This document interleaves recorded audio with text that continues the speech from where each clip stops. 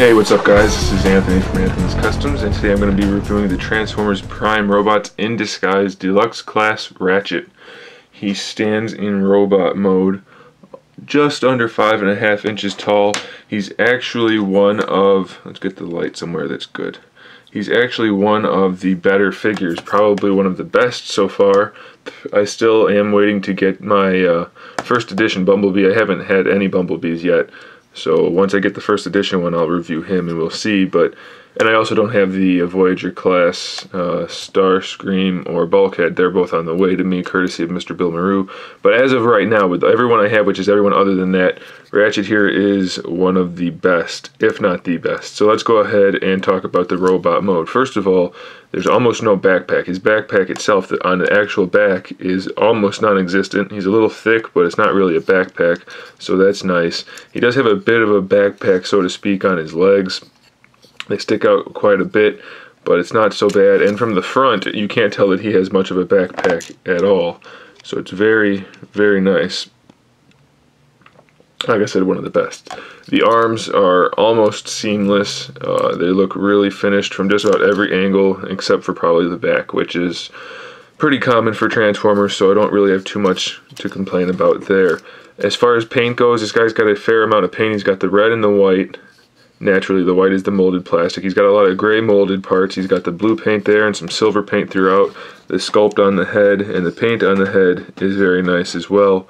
Just overall, very nice figure. He doesn't have any paint on the wheel parts, but that's okay. And he does have the clear blue parts throughout here and there as well. So overall, it looks really good. As far as articulation goes, the head is on a ball joint. Not a whole lot of movement anywhere, but side to side. Hi, kitty. What are you doing? The cat might jump up. He's quickly encroaching, and I think he's on his way. Oh, well, okay, let's see what happens. As far as the shoulders go, old school ball joint in the shoulder. You can see that right there. So that gives him a full range of motion in the shoulder. It actually can go back if you wanted to, but that's part of the transformation, not part of the articulation necessarily. He also has the bicep swivel, which you can kind of see in there. That lets his arm swivel like this. So that's very nice. He's got an elbow joint up there and one down in the forearm, so technically a double elbow. So he's got full range of motion there as well. Very nice again. The hands, though, he does lack a little bit of articulation in the hands.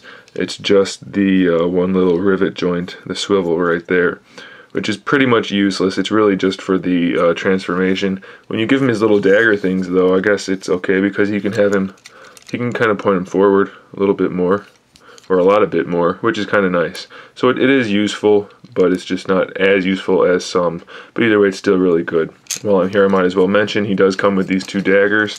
They're not completely useless in vehicle mode, but they are particularly useful in robot mode, obviously, because he has hands to hold them. They're sculpted very well. Can we focus on that? There we go. Nice sculpt on them. They do have the little holes on there for storage, and they fit in his hands nicely here with the handles. There's no paint on them, and they are entirely made entirely out of this softer material, but they're still pretty nice, and they're not so flimsy that it's really a problem. So those are nice. As far as other articulation goes, he has waist twist, which is pretty uncommon for Transformers, so that's a very nice touch. I like that, and it's actually very nicely executed. So very, very nice. Ball jointed hips, and he has a thigh swivel built in. So pretty good range of motion there in the hip region. Lots of mobility there. He's got a double jointed knee. You can see the gray part is the kneecap joint. And he's got the joints there and there. So lots of motion there. Of course, not too much because he's kind of bulky, but you can get good poses out of him. It's pretty nice. And then the foot itself is kind of mobile just due to the transformation, but not a whole lot of range of motion in the foot. You do have a little bit of play side to side here in the shin area, but not a ton. But it'll be enough to give him some nice poses. He's got these pretty big feet, as you can kind of see, so he's not really top heavy or back heavy, and you can get him in some pretty much any pose you want without him falling over, within reason, of course. So the robot mode on this guy is like a 9 out of 10. It's very, very nice. Good coloring, good paint app, nice contrast throughout. Overall, great looking figure. Let me get him transformed and we'll talk about the vehicle mode.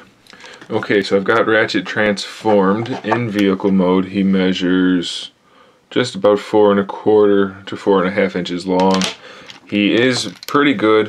One thing I need to mention though is he's pretty orange, white and orange in the show. It is orange, but it's really close to red. So if you're going to be a stickler, that might be an issue.